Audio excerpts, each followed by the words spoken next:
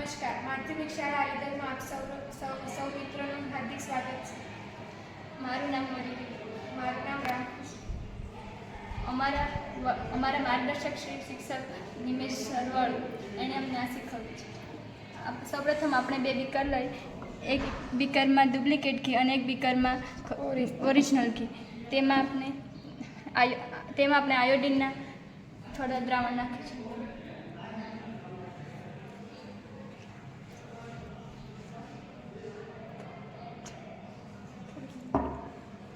સૌપ્રથમ આપણે ડુપ્લિકેટ ઘીમાં આયોડિન નાખીશું.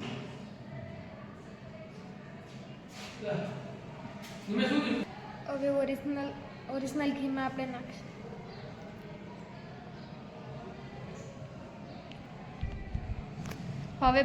હવે બંને ઘીને મિક્સ કરીશું.